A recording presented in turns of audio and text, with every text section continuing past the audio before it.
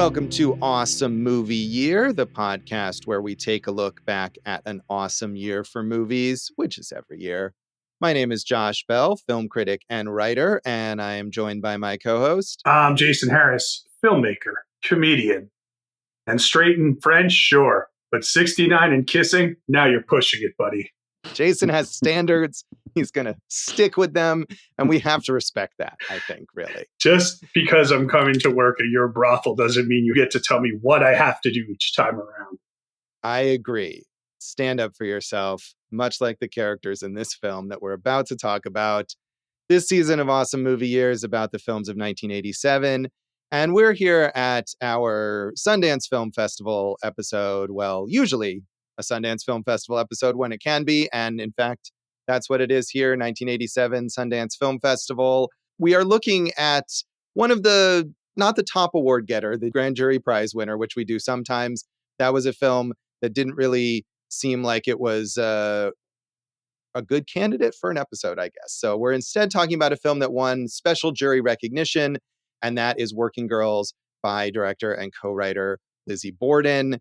And it had also played at the 1986 Cannes Film Festival in the Directors Fortnight in May 86, and then in January 87, played at Sundance before being released in theaters by Miramax in February of 1987. It was, the 80s, man. You could tour these things for years, baby.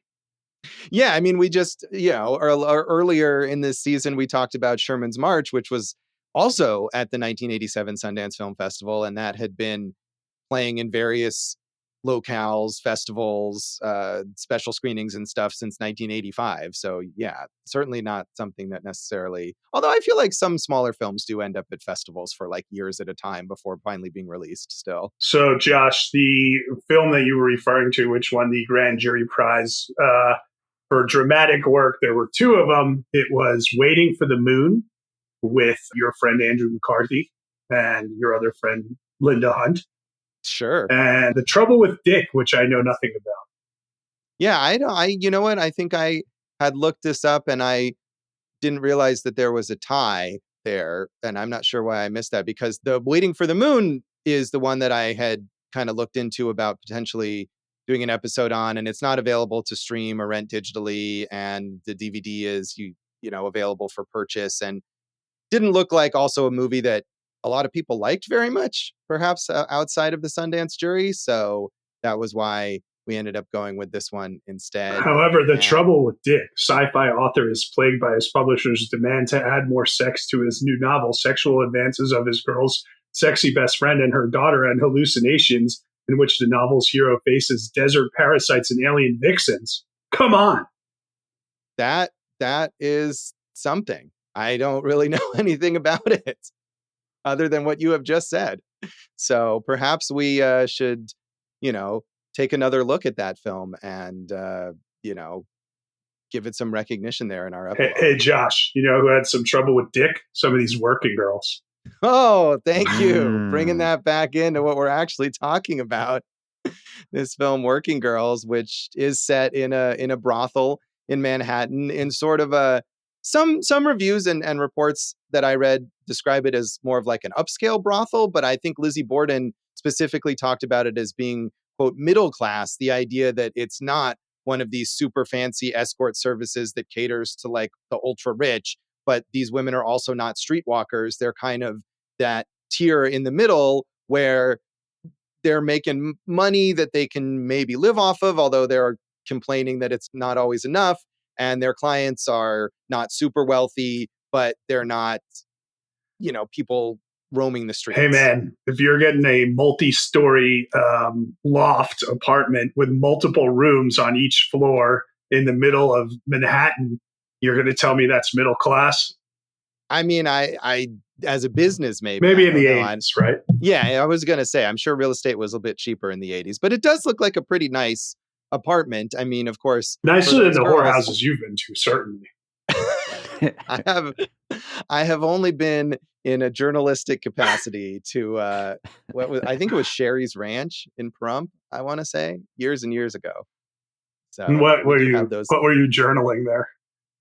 This was during my earliest days at Las Vegas Weekly, and I think I was still an intern, and so I tagged along with a writer who was doing an article. He was writing the article, not me, about like what is it like on Valentine's Day at the brothel, I remember. And so I just kind of went along with him while he interviewed some of the women there and some patrons, and just I think I ended up just sitting at the bar for a while he did. Everybody knows the answer. On Valentine's Day, it's straight French and 69 or kissing. It's such a special day. I don't remember how the article turned out, but I do remember him being eager to bring me along on this journey. What a team you two are. Yeah.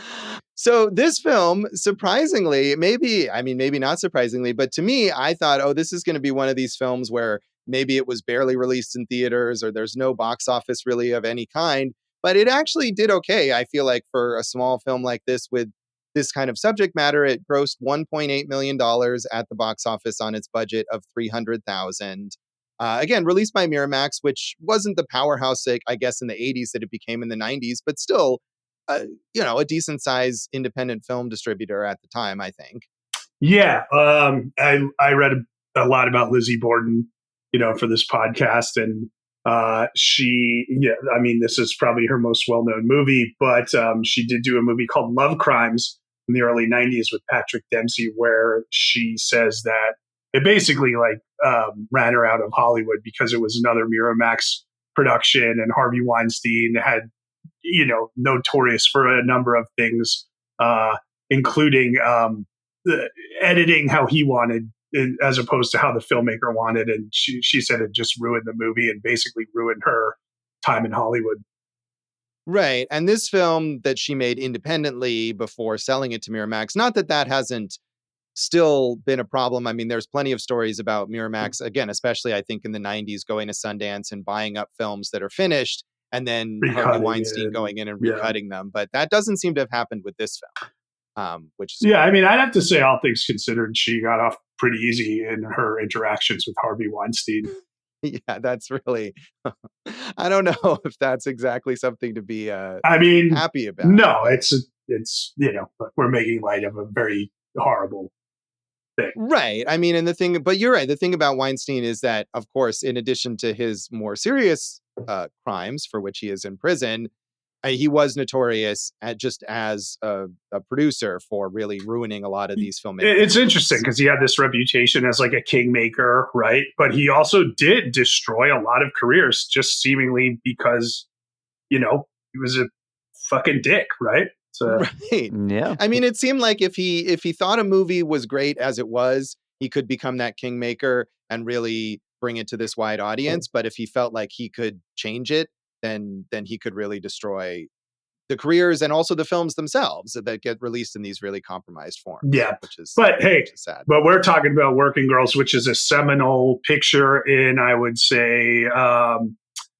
kind of chronicling sex workers, kind of chronicling the lesbian lifestyle, as Lizzie Borden kind of was out front on a lot of these subjects. I mean, we're talking about 1987, Born into Flames, which I think was 82 or 83. Her first movie dealt with some similar issues. So she was really a forerunner of things before it became quote unquote mainstream. Right. She really is. And it's presented in this very matter-of-fact way, which is sort of the approach of this film to everything that is depicted in this film. But Born in Flames is very experimental. It's got this kind of loose narrative. A lot of it, I think, is very rough. And that's also become well-known and influential. Both of these early films from her, I think, have just built an acclaim over time. But watching them back to back, I mean, this movie is a much more conventional narrative type of film. And for me, at least, I like this one a lot more. I think, Jason, you were kind of lukewarm on both. I was. Born in Flames definitely felt in the same way as Sweet Sweetback's Badass Song. That's what it reminded me of, in like the visceral nature and the style, and kind of utilizing music to move the story along. And every time I was kind of into it for a minute, and then it just kind of lost me. I just felt it became very repetitive. And yeah, I don't know. It just didn't do it for me. I like the idea of it. I mean, it's basically a one-room movie or a one-house movie, right? Single location about these women who are prostitutes, but I don't think a lot of the stereotypes that you would assume would be in that type of movie are there.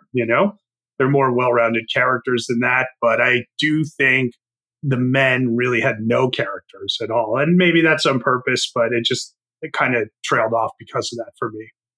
Yeah, I mean, I disagree with you on that. I think it is on purpose that the men are not as well-rounded as the women as characters, but I think for the short times that they appear in the film, you get a sense of them beyond just like a stereotype. Or I think the sexual proclivities of these various men tell you a lot about their personalities in a short amount of time.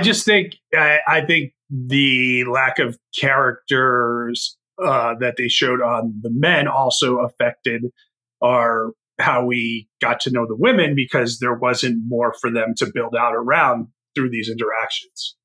Well, I mean, again, I disagree. I think that the point is that they don't really reveal themselves to these men on a personal level, because that's what the job is. And there's a lot of interaction between the women themselves in, that downtime that I think tells you a lot about them as characters. This is at least our third film that we've covered about prostitution, I'd say. It is. Yeah, I was thinking about at least three, right?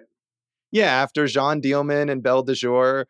I mean, all of which are in their own ways about sort of the monotony and the mundane everydayness of prostitution. And also surviving in that middle class, right? So, right. I'd say this is the least fleshed out of the three. But again, we're talking about the quote unquote number one movie of all time, and a movie, and a legendary French film. So what does that mean, right? Right. I mean, I think I would disagree again that this is the least fleshed out. I mean, I think they're very, very different kinds of films. And I think, to me, this is a much more dialogue driven film. And thus I felt like I learned a lot about the characters that way. Whereas, Belle de Jour is surreal and dreamlike, but it still does tell you a lot about that character. And as Jean Dielman has, I mean, I feel like you learn how to make schnitzel, Josh. Right. The entirety of the dialogue in Jean Dielman could fit into like 2 minutes of this film. But it also tells you a lot about that character via that repetition. So I think these movies are telling you about character in different ways, but I wouldn't put this one lower than those. Well, I already did. So you're in trouble. You did. We keep disagreeing, but I will agree with you on Born in Flames. I think Sweet Sweetback is a very good comparison, and it does feel very visceral and raw. And to me, it was kind of too chaotic to really come together, but you have to appreciate the amount of like anger and passion that's just being expressed in a movie. Yeah, and I think chaos is a good word of something that I could have used a little more in this movie. It was very, like you said, like it just kind of walked that same line for the entire time. It did. I mean, and I like that about it. But I wasn't the only one who liked it. The critics were generally quite positive on this film. Siskel and Ebert gave it 2 thumbs up, although Siskel was where do they put marginal. Those thumbs? That's the question. And that, if you've seen this movie, it's a fair question. Yeah, I think they're what Siskel and Ebert do with their thumbs in their private moments is their business. That's fine with me. Yeah. Ebert, as we've said, I feel like this is maybe a more of a young Ebert thing, or younger Ebert thing, of talking about his own sexual proclivities in his work. And that did not come up in his review, but he was more positive than Siskel, who again was a bit marginal, but overall gave it a thumbs up. And Ebert, in his written review, said, "Working Girls is not a slick and dramatic movie. There are moments that seem forced and amateurish, and the overall structure of the story is fairly predictable. What the movie does have, though, is the feeling of real life being observed accurately. I was moved less by the movie's conscious attempts at artistry than by its unadorned honesty. The director, Lizzie Borden, has created characters who seem close to life, and her movie helps explain why the world's oldest profession is, despite everything, a profession." Josh, which sexual proclivities do you want to write about in your work?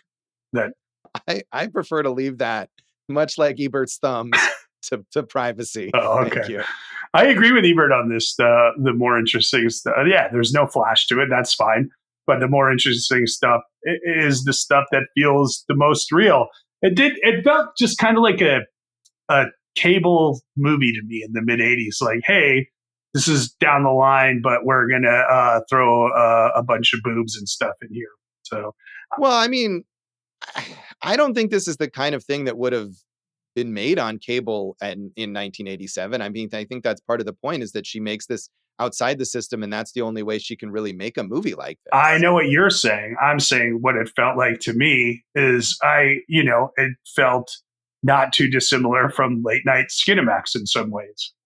Oh yeah, no, I disagree, and I think part of like what she's trying to do here is to make all that nudity and the sex stuff not erotic. Not that it's like disgusting or off-putting, but just making it as workaday as everything else in this workplace. And the late night Skinemax where they throw in, nudity as a titillating factor is the opposite of what's being done. Oh, you have no appreciation for the Bikini Car Wash Company. We've established that on this podcast before. But I'm just telling you, from my opinion, there were things that, and I know I'm in the minority. This is a highly regarded film. This one just kind of never took off for me.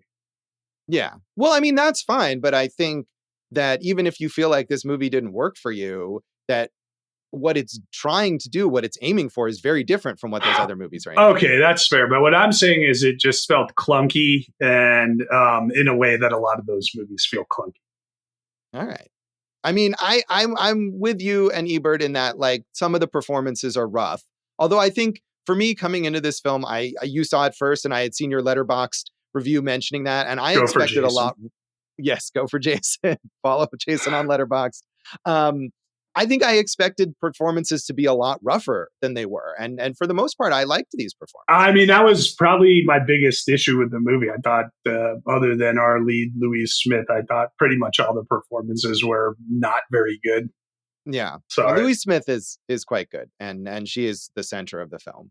So Vincent Canby in the New York Times said, "Working Girls is not quite as serene and certainly not as passive as it initially seems, and this is the film's achievement. Miss Borden, whose Born in Flames was militantly feminist, here adopts an entirely different approach.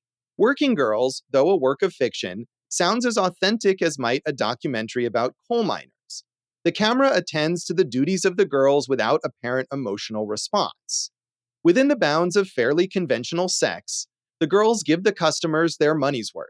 The work is grubby and exhausting, but ultimately it's also a demonstration of women's power. Sex is a natural resource that, as long as the society remains as it is, might as well be exploited. Other feminists might object, but Miss Borden is worth listening to." All right, I'm listening. Thank you, Fraser Crane.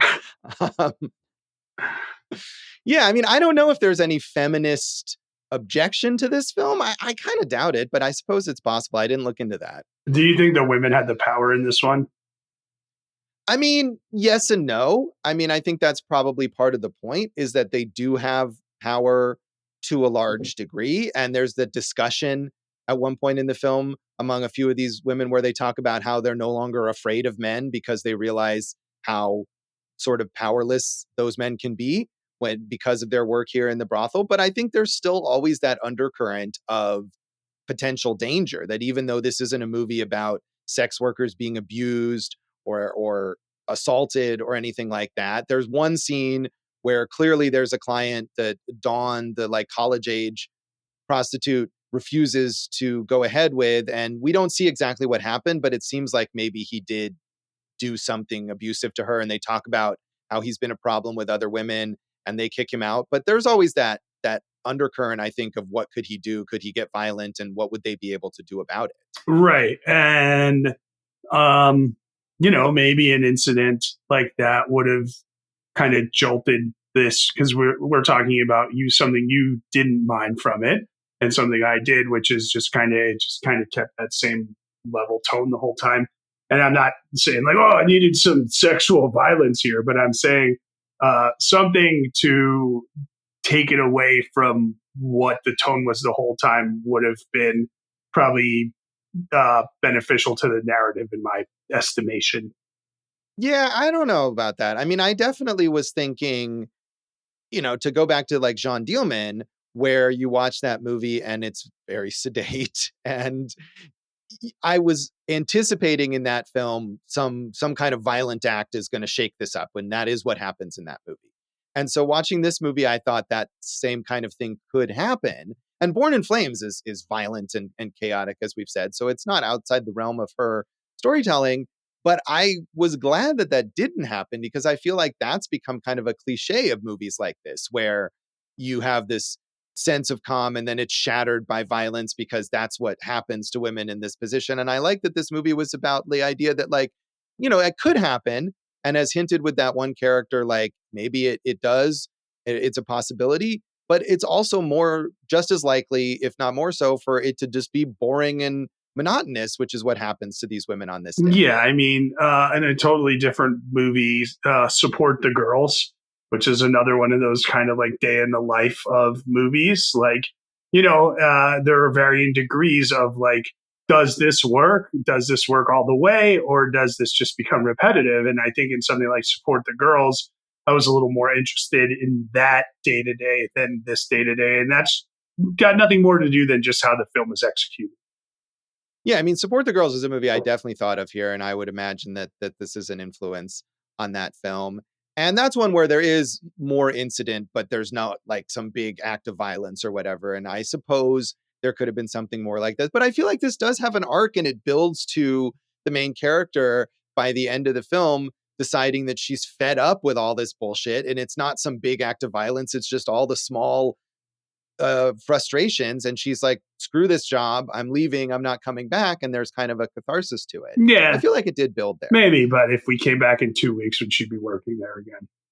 Well, right, maybe so. And that's, I think, part of what it's about as well. But at least in that moment, we have that kind of catharsis. Right. And that character is, we're talking about stereotypes. This would not be the stereotype of a prostitute that we have seen or are used to in, pop culture. She is a college graduate and she has, I guess, other opportunities, but this is just kind of the path she chose for herself. Right. Well, it seems like she's trying to pursue some sort of career as a photographer, but like any artistic type career, it takes time. And in the meantime, you have to make money. And this is what she's doing. She says that she's only been doing it for, I think, 2 months at one point. So this is just presumably meant to be a temporary thing to help support her career as a photographer. And as you know, I'm an artist. So you want to pay me, well, as we established, just give me a call. You have your boundaries, and that's important. So finally, Sheila Benson in the Los Angeles Times said, "What we see in the course of that very long day is funny, insightful, banal, sad, tedious, informational, infuriating, everything but erotic. There is a businesslike nudity upstairs in the bedrooms between the women and their clients, and one after another, quote, sexual situation. But it would be difficult to find anything remotely sexy in these exchanges. That's exactly Borden's point. And the grinding out of loveless love would be even more depressing if its purveyors weren't as lively, as sharply funny, and as interesting as they all are. Borden, who produced, edited, and directed Working Girls, takes a documentarian stance. And with it comes the death of a lot of cherished cliches." Yeah, I mean, that goes back to what you were talking to when I was saying, in certain ways, it reminded me of a softcore. And you're like, well, there's not a titillation aspect to it. And this is what she's talking about here. And I agree with that. For me, I was saying it more along the lines of like, just kind of, it just kind of felt hollow in certain acting regards to that. But, I wonder what's going on in that loft now, because that's a prime piece of real estate. Yeah, was that a real loft, I wonder, or is that a soundstage? It's funny that you ask. It is not. It is Lizzie Borden's loft, as a matter of fact.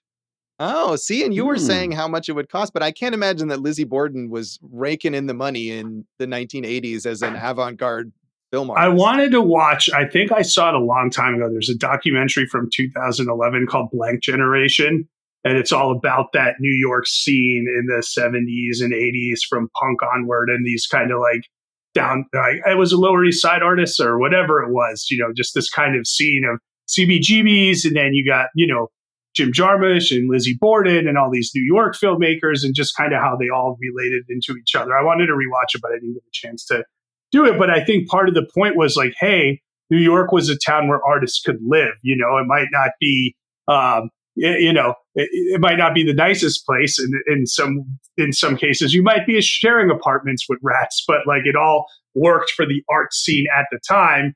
And that, I think, is something that doesn't really exist now because of where we're at with that real estate. Right. Yeah. Not certainly in New York. And it seems like even in some of the outer boroughs there, it it it shifted from Lower East Side to Brooklyn Right. to various places, but now it's completely pushed out. Where It do you seems go? like. Where do you go now, Josh, as an I mean, artist? to not New York City, presumably a different city where it's cheaper to live there. But you're right. I think that loft is probably some like super upscale, ridiculously overpriced piece of real estate right Yeah, now. I would think so. But it's, these are important things like that cities have, like, art scenes. And we know this from living in Las Vegas. Like, I gravitated towards a downtown scene that didn't really exist. And all of us kind of just congregated there. And then it started existing, I think, partially because all of us were congregating there. But I was like the comedian there, and there were filmmakers, and there were definitely musicians, and there were, of course, visual artists and all types of artists. And like, I mean, for a city like New York to lose that and to lose, the kind of generational cheap ethnic foods because people can't make rents anymore, it's going to take away from what that city or the magic of the city.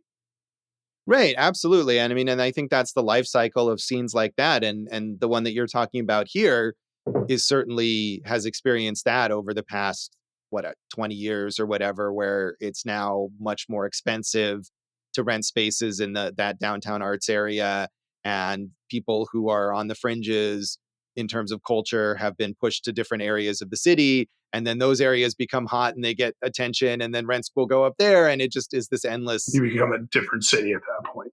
Right, and that happens in all sort. Like, I'm sure there's stories like that in dozens of cities around the country in their own little art scenes.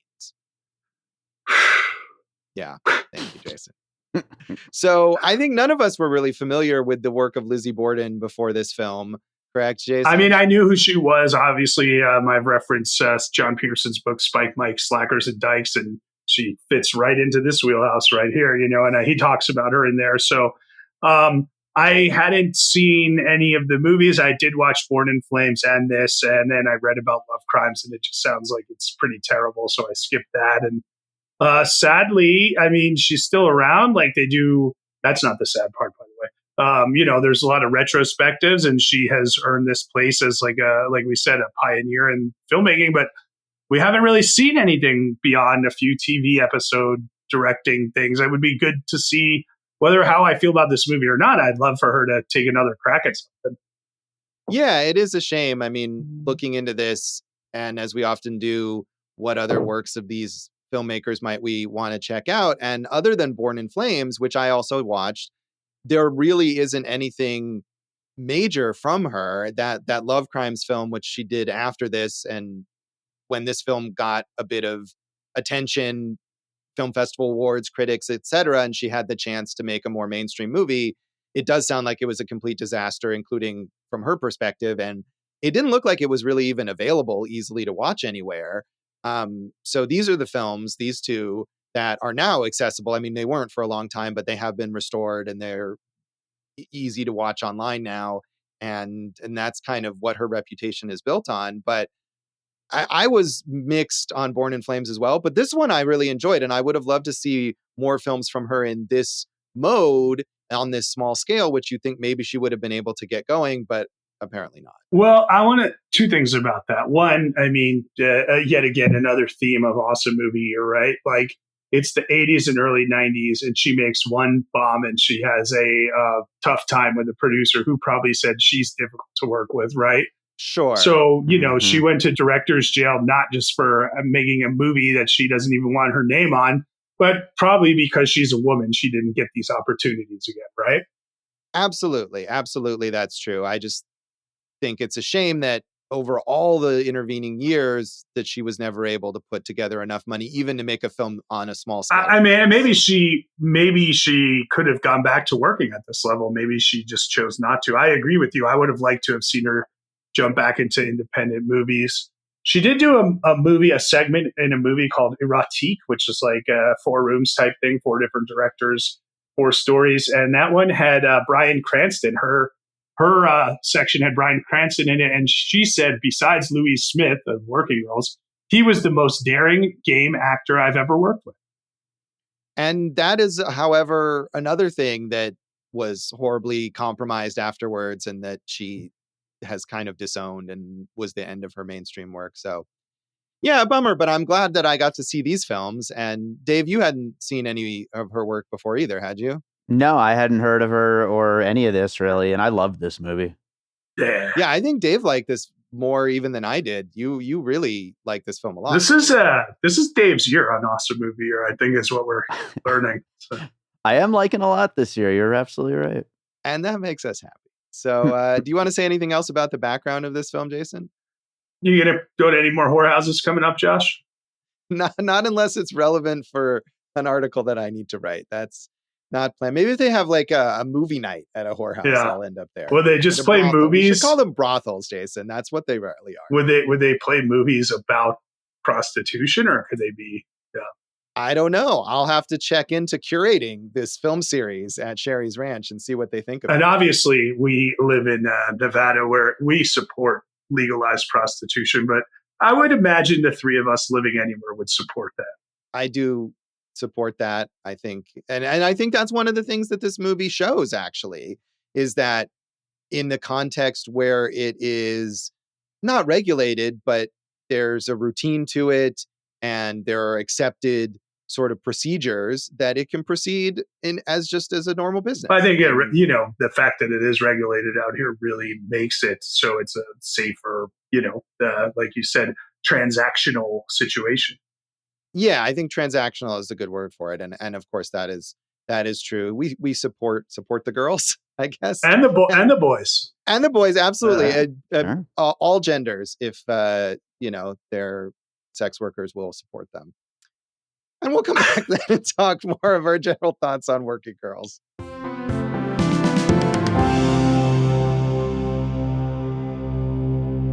Welcome back to Awesome Movie Year. In this season on the films of 1987, we're here talking about Sundance Award winner Working Girls. And Jason wasn't a huge fan of this film. Yeah, I mean, to me, what it really came down to, I could say parts of the writing are flat, and you could say yes, it was meant to be that way, and that's fine. The performances lost me on this one. I was interested the first 15 or 20 minutes. I did think there was some good humor in it, and I think Louise Smith she did a good job. She's a good actress. That was another thing, is when I started, doing research, I was like a little bummed that she didn't do other things. She's a college professor and she teaches acting, I think, but it would have been nice to see her do more. I just felt like so what happens is, they come in the day and different women cycle in and cycle out. And I felt like after we saw those first three women together and we learned about it, and we saw the first few customers, and then we saw Lucy, the woman who kind of runs the show, who owns the brothel, I just kind of felt like after that first 30 minutes, it just kind of tapered off for me. It never went anywhere beyond that. Yeah, I mean, I think I wouldn't say that the writing is flat on purpose. I wouldn't say that the writing is flat at all. I agree with you that the performances are variable. I didn't think that necessarily any of the performances were bad. Some of the performances were rough, but no more so really than in other kind of small independent films of this type that played at Sundance and became a big deal. I mean, you can't argue that the performances in this are worse than the performances in Clerks, for example. I mean, I would argue that, actually. But I felt like all the men, like I said, I didn't think really, other than maybe the old man, he was pretty flamboyant and delicious in his performance. But the rest of... Which old man? There were quite a few old men. You just pick whichever one you like, Josh. The accountant is the one I was thinking of. So the one who wants to get tied up? Yeah, the one who probably spent a lot of time at Studio 54 and I imagine likes both men and women based on what we've learned about him. But, with Clerks, which I don't want to compare this to, he held auditions and hired people based on auditions. I mean, there are plenty of independent films that use non-actors. I agree. I'm just saying, I felt that the acting was flat in a lot of ways in this one. And I mean, I don't know, maybe there are some real Johns in here. I know at least a number of the actors who play the men are actors or other kinds of people. I mean, if you're talking about the older gentleman who likes to get tied up, the one who comes in wearing a bow tie, I was fascinated because that's Richard Leacock playing that part, who is a notable documentary filmmaker and was a mentor to Ross McElwee and does the opening narration in Sherman's March, the sort of faux historical narration in that film. Yeah. So, I mean, that's someone who's also part of the independent film scene that she recruited to be in this movie. And I'm not trying to lump everyone in together. I'm just telling you, like, I started feeling like the returns were diminishing about a third of the way through. I mean, we kind of get this thing with Lucy, who, I mean, that's the real conflict. The conflict really, the conflict with the Johns, they solve very quickly every time. I don't want to work with him, you go, or I will, or I won't do that. The real conflict is what would you call her? I mean, was she a pimp, or what do you call her? Well, I mean, that's, I think, one of the amusing scenes here where before she shows up, they talk about how she is a pimp, but she doesn't want to call herself that. I mean, I think you would call her a madam. That's what we think of as a woman who runs a brothel. But as she, I think, points out at one point, oftentimes those are sort of managerial positions, and the person who actually, like, quote, owns the brothel or runs the finances and makes the money is a pimp who is above that madam. And she's just there to kind of corral the women. But in this case, Lucy is also the pimp. She is also the woman who takes the money and is fully in charge of everything. So we could call her both, I guess. All right. And we could call her an entrepreneur. All right. You can. That's Ellen McElduff, who is a very distinguished character actor, and she's quite good in this movie, right? She and Louise Smith are the two strongest performances, correct?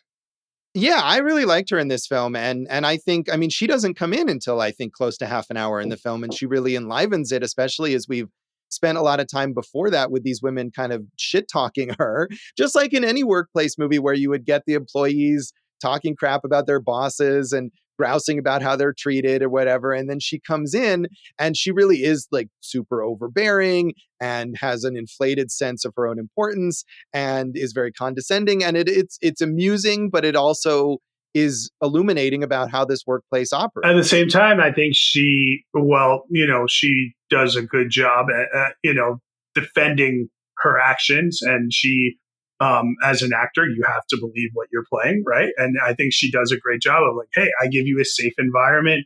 You get to, in Louise Smith's case, you get to make your own schedule. You get to come in and out, make sure that you're working and taking home money every day. So I felt like she is overbearing. She makes our lead character stay late, and there's all those kind of like those things that bosses do to lean on you a little more. But I mean, that's the real power struggle. It's not between men and women, right? It's between the person with the money and the people who need the money. Absolutely. I mean, and this is, I think people have talked about this as a movie about labor struggles, as an anti-capitalist kind of film. And I think there's all that there. I think you're absolutely right that is the key struggle, is between workers and management here. And that's why I think it's great that this can easily be mapped to that same kind of conflict in other workplace films. Even if you want to go back to Clerks, what does Dante have in Clerks? He's not even supposed to be here today, and then he's forced to work a double shift because someone else doesn't come in. It's exactly what happens to the main character in this film. Right, and this is obviously 8 years before that. So, or 7 years? 7 years. Yeah, 7 years. And really closer to 10 years, because we know this was on the scene since like 85. But Borden, if you watch Born in Flames, and also this, right? It's sex, it's power, it's money. These are the things that she's looking at over and over again.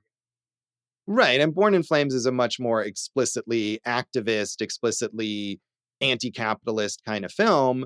Whereas this is, I think, demonstrating that within the context of a more character-driven everyday story. And maybe that's part of the reason why I liked it more, because it isn't as in your face with all this stuff, but it's still clear. I like the energy of Born in Flames. I didn't love that movie either, but I just like the visceral, it's Pussy Riot, right? Like, it's in your face, like you said, and it's going right at you. It is. I mean, to me, what was frustrating in Born in Flames is that I was like, I would have liked this more, I think, if it was just a straight ahead documentary about these activists and these issues. But because it has this weird like sci-fi structure and trying to give you this bigger narrative within her very limited resources that I feel like she didn't pull off. Whereas this movie is more modest in its narrative ambitions and stays just in that one location. And as you know, you could find it repetitive, as you said, or to me, finding variations of the same kind of thing. But either way, it's less ambitious in that way, and I think more successful. I do think it's an effective, like, one location, like, hey, I have this location, this is what I want to talk about. So this is the movie. Did you care for the bookends where we see the Louise Smith character at home with her girlfriend and what appears to be a daughter, and then at the end we see her again climbing into bed, and it looks like she just can't sleep at that point in time. Like, her partner's eyes are closed and her eyes just kind of stay open. Right. Yeah, I liked those because I feel like it gives you that brief sense of who she is outside of the brothel without having to be too elaborate or heavy-handed about it or whatever. She's just, she has this daily routine that you see at the beginning of the movie, and they're waking up and they're getting the kid ready for school, and then she gathers her things and she takes her bike to work. And at first, if you didn't know what this movie was about, you might not even know, like, oh, here she is just at her workplace and she's, opening the door and turning on the lights and getting things set up or whatever. And it turns out to be this brothel. So I did like that. I also like that end scene. It ends on that freeze frame, as you're saying, of like her eyes open, and then all the credits roll. And I don't know if you watch through the credits, but after the credits are done, the frame unfreezes and you see her kind of like close her eyes. And I like that about it as well. I thought that was a nice little end. Okay, well, I have to talk about certain logical elements here, Josh. And okay, Jason, the Vulcan of film podcasters. And this one, put the warning on right now, Dave. It's going to be an explicit piece of logic we're getting to. Right? Oh boy. One of the Johns wants the working girl to, shall we say, perform analingus on him. Yes. Right. And what she does is she tricks him, and she, puts her fingers in her mouth and then inserts them into the John. And he doesn't seem to know the difference. He must have a very strong, not so sensitive innards if he can't tell the difference between a tongue and a digit, buddy. So yeah, or maybe he has a strange sense of how rigid someone's tongue might be. Yeah, that did. I mean, I feel I kept that all G-rated in my language, by the way, so I feel good about that. I don't know if G-rated is really the term for it. PG-13. So. I don't know if it would fit in the Disney Plus cut of Adventures in Babysitting. But, after they're like, you know how they changed bitch? That's what they would do. They'd be like, "You witch! I told you to use your tongue." Yes. That's such a very specific detail that on the one hand, it feels to me like something that she probably would have lifted from her actual discussions with prostitutes. But on the other hand, you're not wrong that it seems like something that the guy would have realized was happening. But I mean, if you're in that sort of like haze of sexual arousal or whatever, you might not have as much situational awareness as you would otherwise. Maybe the opposite. I think your senses are often heightened in situations like that. I don't know. But yeah, I did like, once you realize what's happening there, I did think that too. Like, I don't know if that would work. But if it's a real detail that she got from someone, then maybe it did work, at least in one specific instance. I guess if you ever get that Lizzie Borden interview, like you did with Cher, then we can get to it. Mm-hmm. Yeah. So is that, I know oftentimes, Jason, you talk about one moment that you found illogical that throws you out of the entire movie. Is that how you felt about that moment? No, because those are usually like those moments that you're talking about that I hate, that take me out of the movie, are illogical and are simply there to, hey, we're advancing the plot. And if anyone had actually talked to each other, like, then none of this would have happened. Right?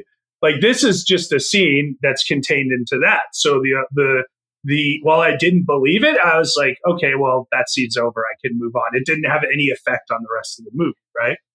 Right. Yeah, that's true. It's just one little incident. And I think it's meant to show one of the ways that these women kind of take shortcuts or make things easier for themselves to still give the clients what they seem to want and get their money and send them on their way. I mean, I definitely fingered that as something to talk about. Yeah.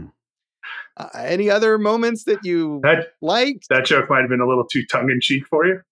That works on multiple Yeah, levels. that's why I did it. So, yeah. I mean, the best stuff is the girls talking, right? I mean, I didn't really.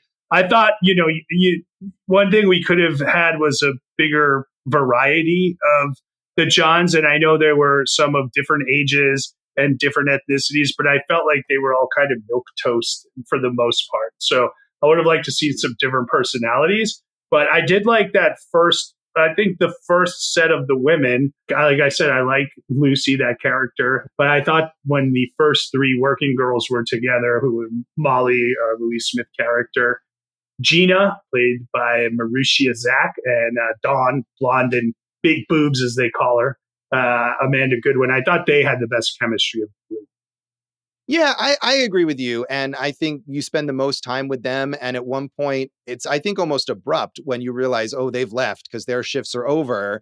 And now we have other women coming in. We have the kind of skittish new girl who ends up deciding not to stay. And Lucy is very impatient with her. And we have the older woman, April, who is seemingly jaded and she doesn't get picked anymore that much. And Molly talks about how she's had a rough time because she was like eaten and robbed. Maybe because she's also a coke dealer. And those characters are interesting, but I think maybe that there's not as much chemistry there. And I was a little disappointed to realize that those other two characters aren't coming back, especially Dawn. I think that they explore a lot with her, and she wants to become a lawyer, and she's in college, and she seems to kind of look up to Molly, who has graduated from college and is trying to make her way in the world. So that was interesting. It's also interesting that that actress, Marusia Zach, who plays Gina, is also the co-writer of the film under a pseudonym of Sandra Kay, and she wrote the film along with Lizzie Borden. So, yeah, I can see how you might find it a little repetitive after a while. To me, I thought there were enough variations that, and it's not a long movie either, that I was still engaged through the entire thing. Yeah. Well, I think we should rate this, Josh. So, well, Dave, do you want to have, since you love this so much, did you have any other observations you wanted to add?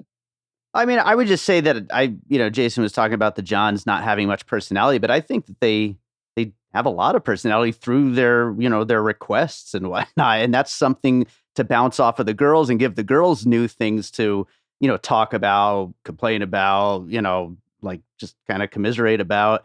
And, yeah, I loved this as a workplace thing. I mean, I said in my Letterboxd review, I did compare it to Clerks there as well, and I think that it really is an apt comparison. Yeah, I agree with you, and I think especially the idea of those Johns revealing something about themselves via their requests. So, Jason, you want to rate this out of 5 Johns? Sure, Josh, or 5. Hi, what's new and different? I did love that. The sort of catchphrase that Lucy always uses as her way to like fake caring about the Johns. And there's one scene where she's like super angry about something and the phone rings and she picks it up and she immediately transitions to that bright, what's new and different? That's so false. And I did really like that. Well, what's new and different here, Josh, is me rating this the lowest, which seems to happen more often than not lately. I'm giving it 2.5 Johns. All right. Well, I obviously don't agree. I give it 3.5 Johns. I think it's rough at times, but overall really entertaining. And if people think of this as like sort of experimental or, difficult to watch or whatever, it's not at all. It's really quite entertaining. So I hope people check it out. Dave, how would you rate this? I'm actually going 4.5. I had such a good time just watching this. Like these girls, their conversations, I thought they were so much fun. Also, one other thing I forgot to mention, the really weird score really spoke to me a lot. So I like that. Yeah, that was one of the aspects I didn't care for. I think it's meant to keep you kind of off kilter. And to me, it was just too distracting, but it's very weird. Yes. Yeah, it is weird. So we'll come back in a moment and talk about the legacy of Working Girls.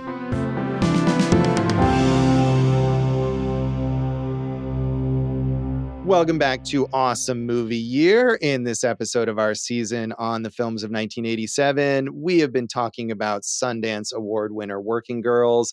And I feel like we've already gone through most of the legacy of this film. I mean, we talked a lot about Lizzie Borden's later career and her difficulties in working in sort of more mainstream Hollywood and the films that were taken away from her.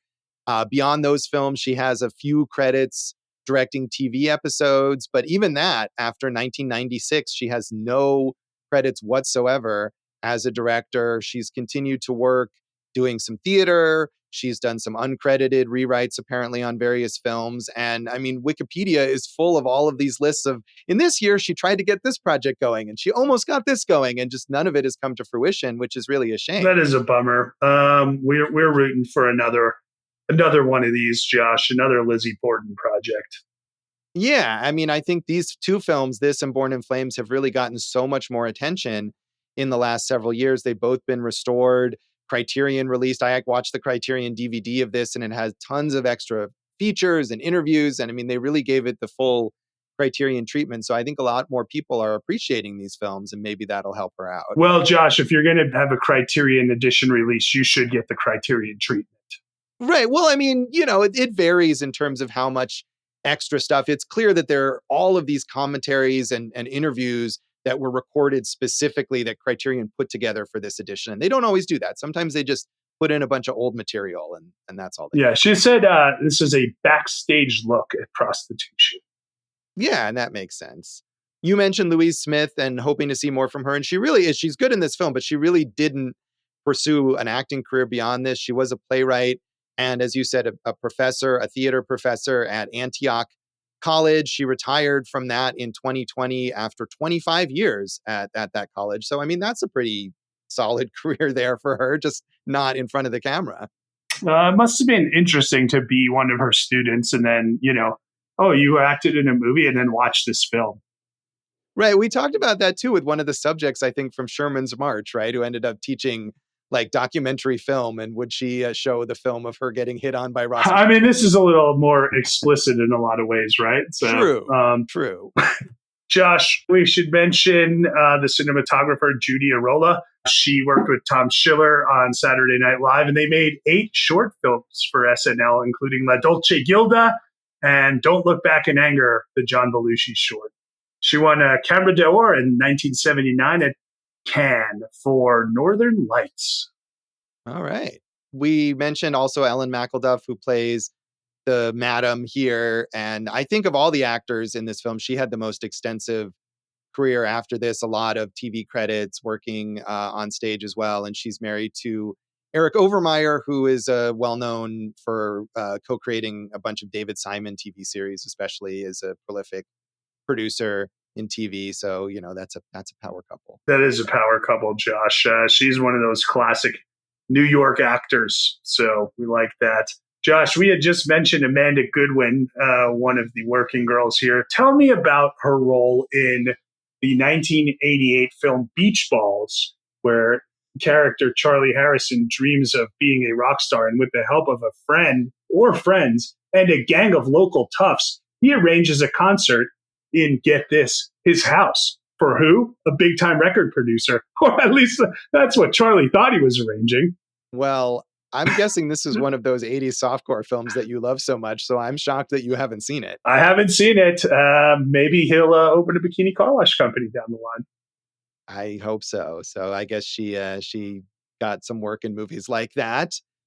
And maybe that was where she was able to work after. Don't you miss those days of, straight to video movies? And, one of our potential cult classics for this season was going to be Hard Ticket to Hawaii, which fits right in there. I mean, I think as someone who writes a column about direct to VOD films and sees like 100 plus of those a year, I think that still exists. They may not be quite the same type of specific like Skinamax movies that you're talking about, but that cheap exploitation film is alive and well in the streaming environment. Am I wrong, Josh, or have they kind of, like mainstream movies, there aren't as many comedies in this world? It's true. There are a lot more like horror movies and thrillers that I end up writing about, but there are some of those lowbrow comedies. I feel like there's a lot of weed-oriented ones as well in this current marketplace. But yeah, you're right. The comedies are not nearly as prevalent, especially as the horror movies, which really dominate there. Much like the working girls dominate their one client in this film. Ask and ye shall receive, as long as you pay. I had to just bring that back together. So do you want to say anything else about the legacy of this film, Jason? Josh, this shared the special jury recognition prize at Sundance that year for a movie that I also recommend called The River's Edge, which I'm guessing we'll talk a little more about on our epilogue. Yeah, I know you watched that and liked that, and I'm definitely curious to see that film as well.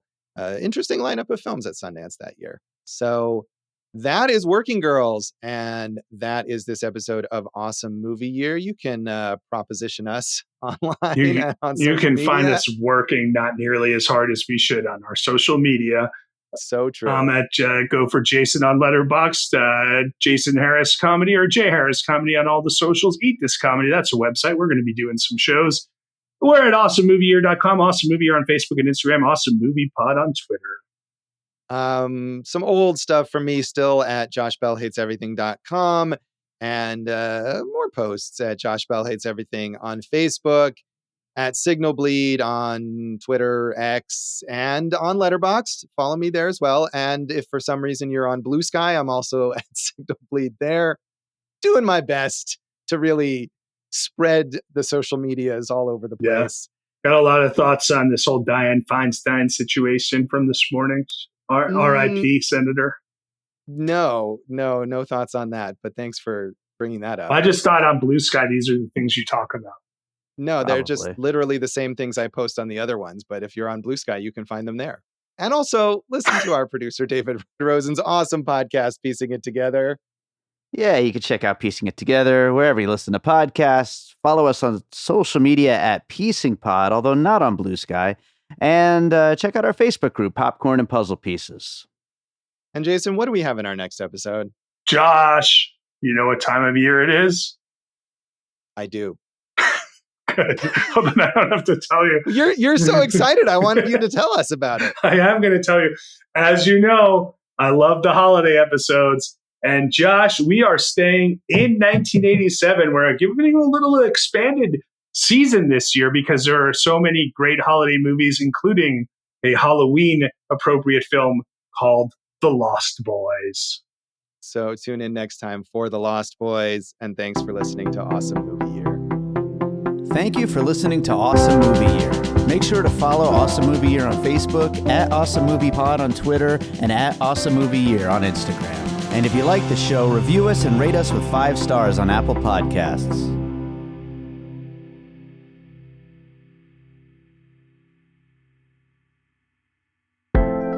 An All Points West production, produced by David Rosen in Las Vegas.